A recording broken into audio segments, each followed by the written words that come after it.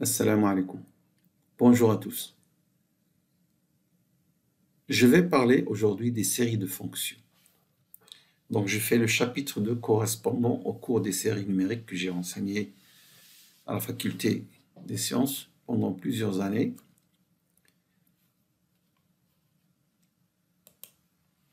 Le chapitre 3 sur les séries de fonctions. Alors, ce chapitre 3 a été préparé par le chapitre 2 sur les suites de fonctions. Parce que ici, comme nous avons vu pour les séries numériques qu'une série numérique converge si et seulement si la suite qui correspond à son partiel converge, évidemment pour les séries de fonctions, donc une famille de fonctions indexée par n, alors on lui associe une fonction Sn, qui est la somme partielle. Alors, la série de fonctions de terme général est par définition, l'étude de la série de fonctions de terme général Fn est par définition l'étude de la suite de fonctions, ce que nous avons vu dans le chapitre 2.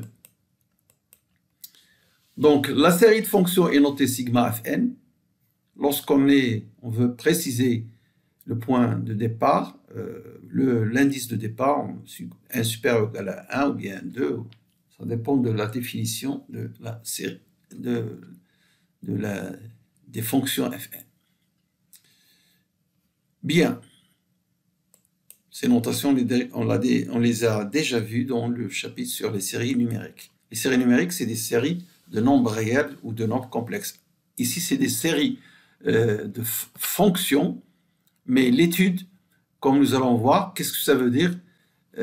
Alors, on a vu les notions pour les suites de fonctions, alors on va voir pour la série de fonctions ce que cela veut dire. On dira que la série de fonctions converge simplement sur x si la suite de fonctions Sn converge simplement sur x. Donc, tout revient au chapitre 2.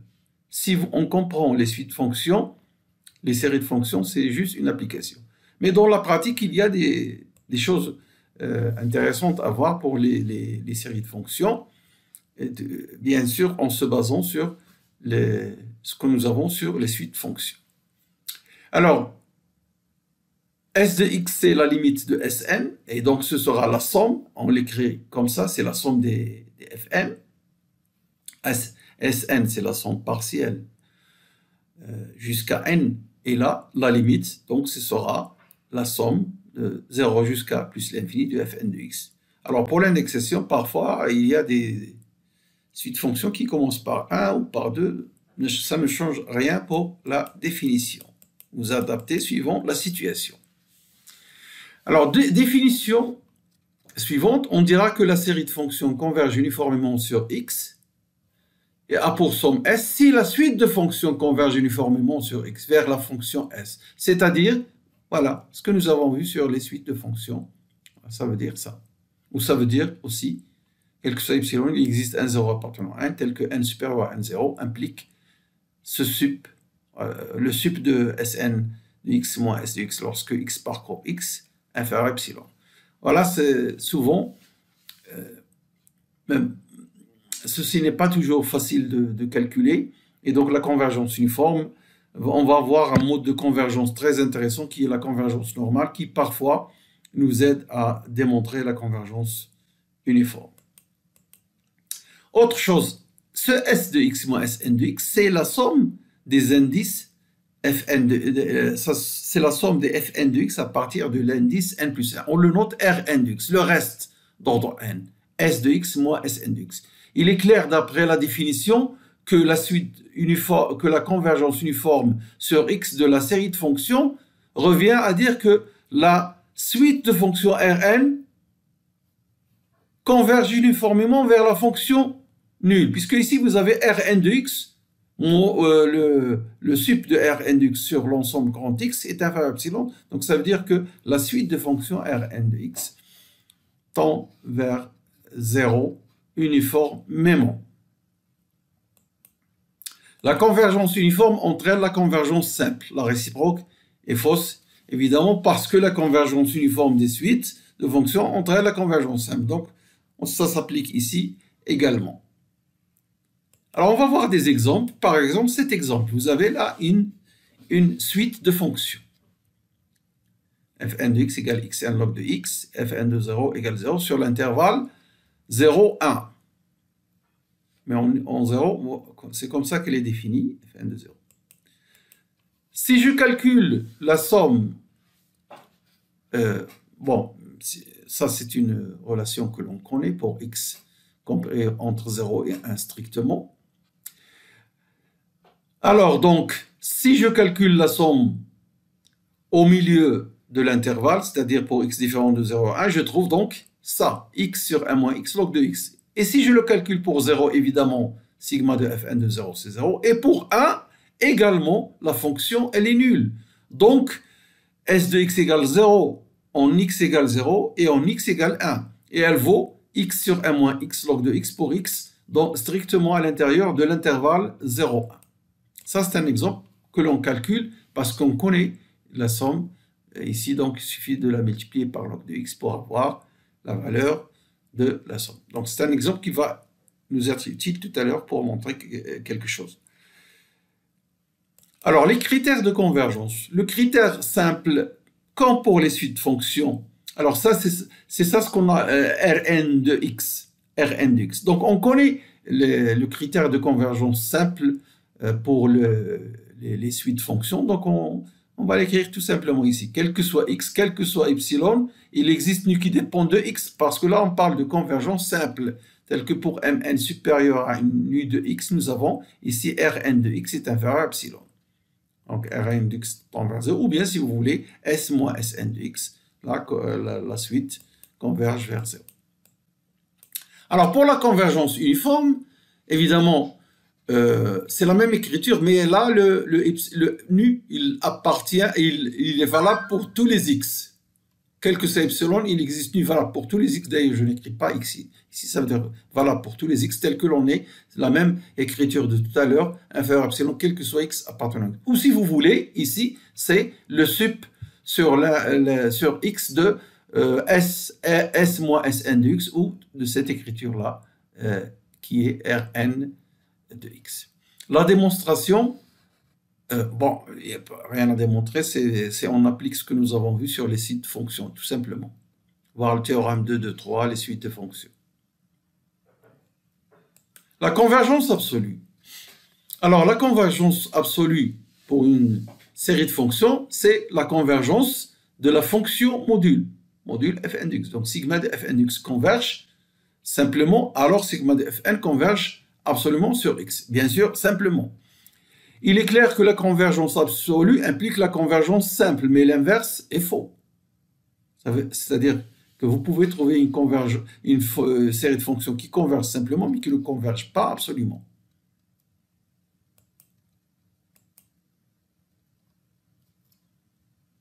Nous allons voir des exemples d'ailleurs.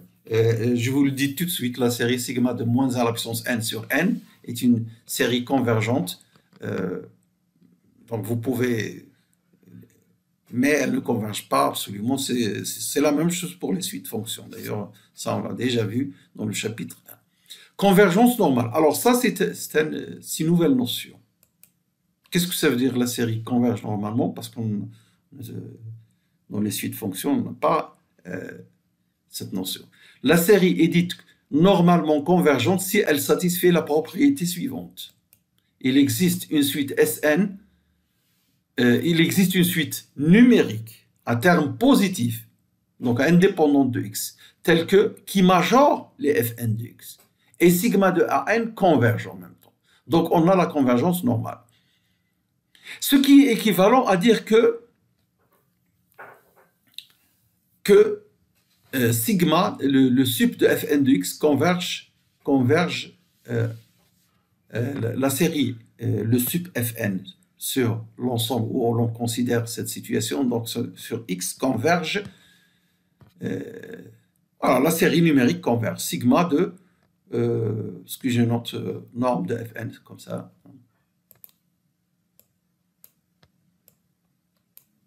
Fn.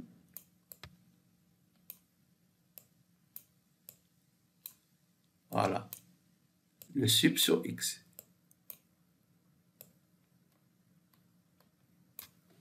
Alors, puisque ceci, on associe, alors le sup, ça sera inférieur à n, et donc il converge.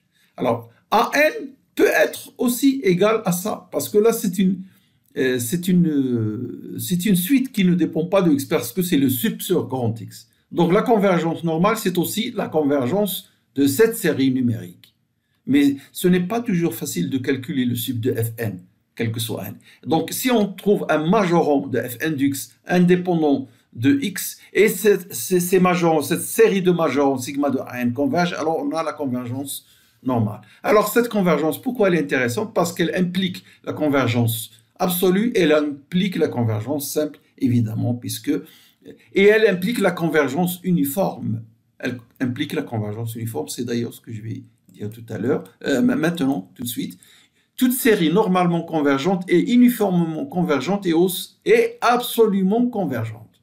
C'est évident, bien sûr, on utilise le critère de Cauchy. Regardez, ceci est inférieur à ça, hein, indépendamment de x. Donc vous pouvez revenir au critère de Cauchy, il existe qui ne dépend que de cette série, à partir duquel nous avons ceci inférieur à epsilon pour mn supérieur à nu. Donc, il s'ensuit la même chose pour cette expression, quel que soit x. Et pour ceci, ponctuellement, pour chaque x. Donc, on a la convergence uniforme et la convergence simple.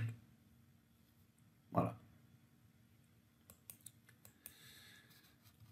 Alors, sigma de ces explications, évidemment, il est bien de comprendre de quoi il s'agit. Mais dans la pratique, dans les exercices, vous allez voir que rarement on revient à ces notions-là, mais on sait comment faire pour résoudre un problème de série, comme nous allons voir sur certains exercices.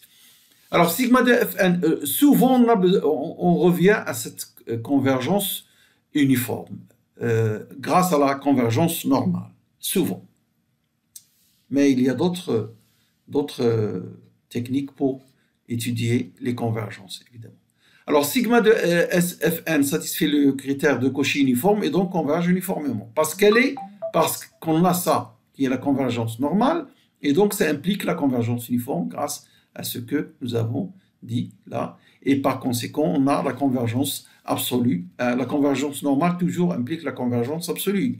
Bien sûr, parce que là, vous voyez, c'est la somme des valeurs absolues inférieures à sigma de An. Bon. Donc, il y a bien la convergence absolue aussi. Et la convergence tout court, convergence. Alors, ce que je disais tout à l'heure, voilà, je n'ai pas regardé que la remarque suit. Alors, la convergence normale équivaut à la convergence de cette série numérique. C'est ce que j'ai dit tout à l'heure. Je vous ai dessiné ce truc-là parce que je ne savais pas que j'ai fait cette remarque. Alors, ce cours, je l'ai fait il y a plusieurs années. Donc, je reviens là où je suis. Et donc, cette remarque très importante. Alors, ce que je disais tout à l'heure, c'est que vous n'êtes pas sûr de pouvoir calculer ce sup toujours pour étudier ça. Le sup pour calculer d'une fonction, oui, mais ce n'est pas toujours possible. On ne peut pas toujours faire l'étude d'une fonction. Alors, faute de pouvoir calculer le sup, on peut majorer par ce petit AN que j'ai utilisé dans la définition initiale. Si vous le majorez par une autre suite AN indépendante de X, et cette série sigma de petit AN converge, alors on a la convergence normale. Un exemple, regardez par exemple la série de fonctions Gn de X comme ça. Vous pouvez majorer par 1 sur N2. Donc là, ça joue le rôle de AN. Et il est en même temps atteint pour X égale 0. Donc on peut dire que le sup, c'est 1 sur N2. Donc là, on peut calculer Mn et on a tout court une AN qui majore. Sigma de 1 sur N2 converge, parce que c'est une série de Riemann avec alpha égale 2. Donc cette série converge normalement et uniformément et absolument sur R. Cette série converge normalement, donc uniformément et absolument sur N. Alors, propriété des séries de fonctions. Les théorèmes que nous avons vus pour les suites de fonctions, on peut les écrire pour les séries de fonctions grâce à la suite Sn. Bon, si la série de fonctions converge uniformément sur un ensemble grand X, sur un intervalle par exemple, et si les suites sont chaque élément Fn est une fonction continue, alors la somme est une fonction continue. Application du théorème 2,4,1 dans le chapitre précédent 2 que j'ai déjà fait, et à la suite Sn, tout simplement. Sn, elle est continue parce que c'est une somme finie de fonctions continues, et par conséquent, sa limite, S, qui est la fonction somme de la série, est une fonction continue. Alors, on reprend quelques exemples. Regardons par exemple cet exemple que nous venons de voir. Elles convergent uniformément. Et chaque fonction, si je peux appeler ça Gn, comme on l'a appelé tout à l'heure, chaque Gn est continu. Donc la somme S est une fonction continue. Voilà une façon très simple pour répondre à la question S est-elle continue? Elle est continue, d'ailleurs, sur R, parce que la continuité, ça dépend de l'intervalle où vous choisissez votre convergence. Si on peut avoir une fonction continue sur un intervalle sans être convergente sur un autre, ou bien sans être convergente sur les extrémités. Alors c'est pourquoi des fois on prend des intervalles ouverts ou des intervalles fermés, ou parfois on a la convergence uniforme sur l'intervalle ouvert, mais on n'a pas la convergence sur l'intervalle fermé.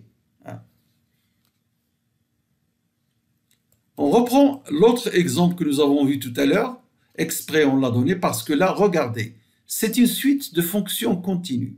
Parce que là, où est-ce qu'il y a problème? C'est en 0. Et la limite en 0 de x, 1 log de x, comme tout le monde le sait, c'est 0. Par conséquent, c'est bien une fonction continue.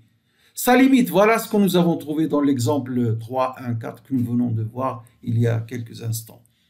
C'est ça la limite. Alors cette fonction, limite, cette somme n'est pas continue. En effet, la limite quand x tend vers 1, bon, petit exercice de bac, la limite égale à moins 1, qui est différent de s de 1. Oui, alors pour x égale 1, nous avons s de 1 égale 0, parce que ça, c'est la définition pour x égale 0 et pour x égale 1. Donc s de 1 est égal à 0, mais la limite, quand x tend vers 1 de la somme, est égale à moins 1. C'est différent, donc on n'a pas la continuité. On conclut que sigma de Fn ne converge pas uniformément, parce que c'est une suite, c'est une série de fonctions continues, dont la somme est non continue. Alors d'après le théorème précédent, la convergence n'est pas uniforme.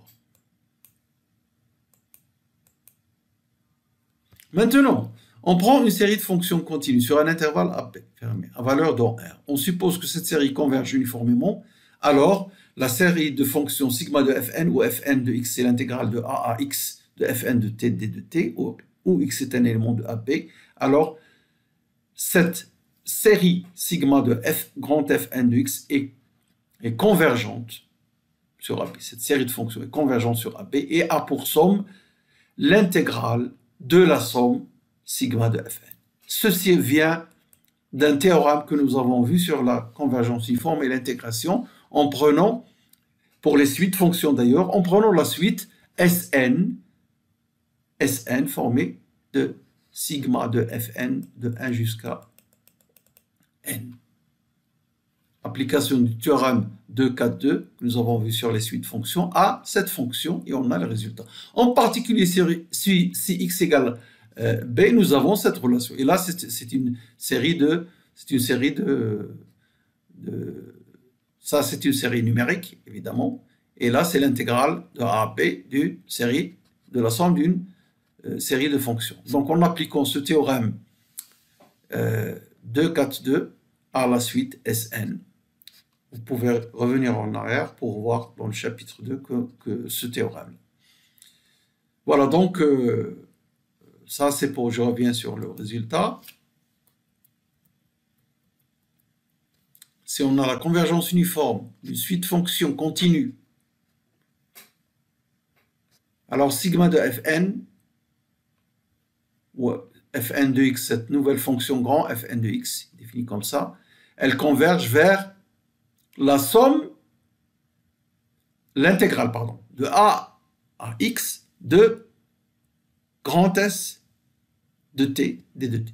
Et S, c'est la somme des sigma de Fn. Si x égale b, nous retrouvons cette relation. Retrouvons cette relation. Enfin, un dernier théorème sur la convergence uniforme et la dérivabilité, où nous allons utiliser un autre. L'argument pour ça, c'est le théorème de 4.3 sur la convergence uniforme et la dérivation pour les suites de fonctions. Donc, si je prends une série de fonctions sigma de Fn dérivables sur un intervalle ouvert, I à valeur bon, R, pour la dérivabilité, c'est toujours bien de prendre des intervalles ouverts pour la dérivabilité. Parce qu'on essaie de donner des conditions suffisantes pour que la somme soit dérivable. Alors, ces conditions suffisantes, lorsque vous avez une série de fonctions dérivables, la question se pose, est-ce que la somme est dérivable? Voilà, si on a ces conditions, alors on suppose que cette série satisfait les conditions suivantes, qui sont suffisantes.